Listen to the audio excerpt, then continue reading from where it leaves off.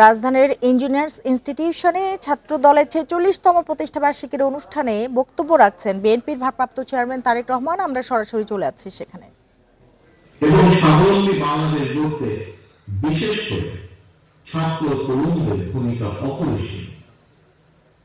বাংলাদেশকে আন্তর্জাতিক বিশ্বে একটি কার্যকর এবং প্রভাবশালী রাষ্ট্রের ভূমিকায় দেখতে চাইলে বাংলাদেশ নামক রাষ্ট্রের একজন মর্যাদাবান নাগরিক হিসেবে বেঁচে থাকতে চাইলে জ্ঞানভিত্তিক সমাজ ও রাষ্ট্র গঠনের কোন বিকল্প নেই। সুতরাং প্রিয় ছাত্র দলের ভাই বোনেরা, তোমাদের তো অবশ্যই মনে রাখতে হবে শিক্ষার্থীরাই জ্ঞানভিত্তিক রাষ্ট্র ও সমাজ গঠনের প্রধান হাতিয়ার। রাষ্ট্র এবং রাজনীতি সম্পর্কে শিক্ষার্থীদের অবশ্যই সচেতন থাকতে হবে।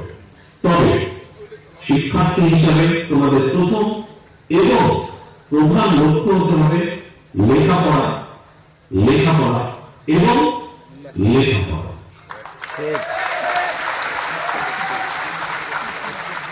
ছাত্রছাত্রী ভাই বোনেরা, দেশকে কাগজের রাষ্ট্রে পরিণত করে রাখতে পলাতক স্বৈরাচার গত ১.৫ দশকে দেশের রাষ্ট্র ব্যবস্থা, শিক্ষা ব্যবস্থা প্রায় ধ্বংস করে দিয়েছিল। এটি ছিল দেশকে অকার্যকর রাষ্ট্রে পরিণত করে একটি সুদূর প্রসারী ষড়যন্ত্রের অংশ।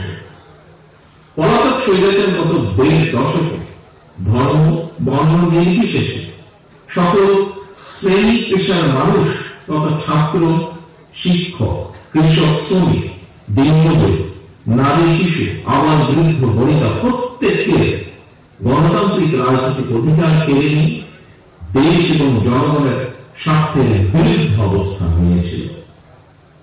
ফলে ব্যক্তি থেকে সংগঠন তথা বাংলাদেশের পক্ষে প্রতিটি রাজনৈতিক দলের সামনে দেশ এবং জনগণের কল্যাণে নেওয়া তাদের নিজ নিজ রাজনৈতিক আদর্শ, লক্ষ্য কিংবা কর্মসূচি বাস্তবায়নের পলাতক স্বৈরাচারী ছিল প্রধান বাধা। এ কারণে বায়ান্নের ভাষা আন্দোলন, ৭১-এর মুক্তিযুদ্ধ কিংবা ৯০-এর স্বৈরাচার বিরোধী আন্দোলনের মতোই ২০২৪ সালের জুলাই আগস্টে ছাত্র জনতার নেতৃত্বে গড়ে ওঠা ফ্যাসিস্ট মাফিয়ার পতন আন্দোলনে দল মত নির্বিশেষে সবাই ঝাঁপিয়ে পড়েছিল। ছাত্র জনতার রক্তপ্রেমী আন্দোলনে মাফিয়া স্বৈরাচার দেশ ছেড়ে পালিয়ে যেতে বাধ্য হয়েছে। অবশেষে মাফিয়া প্রধানের পালিয়ে যাওয়ার পর প্রতিটি রাজনৈতিক দলের সামনে এবার জনগণের কাঙ্ক্ষিত একটি বৈষম্যহীন গণতান্ত্রিক মানবিক দেশ গড়ার পাওয়া।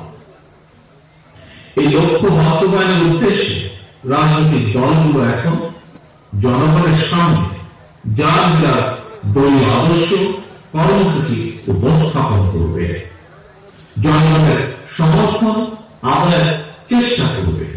এটি গণতান্ত্রিক রীতি, গণতান্ত্রিক বিশ্বের স্বাভাবিক ও স্বতঃসিদ্ধ নিয়ম। এমন অবস্থায় কোন কোন মহল থেকে সমস্যা নাকি নির্বাচন এই ধরনের জিজ্ঞাসাকে বিএনপি, বাংলাদেশ জাতীয়তাবাদী দল তথা দেশপ্রেমিক সকল মানুষ, সকল রাজনৈতিক দল স্রেফ অসৎ উদ্দেশ্য প্রণীত তর্ক বলে বিবেচনা করে।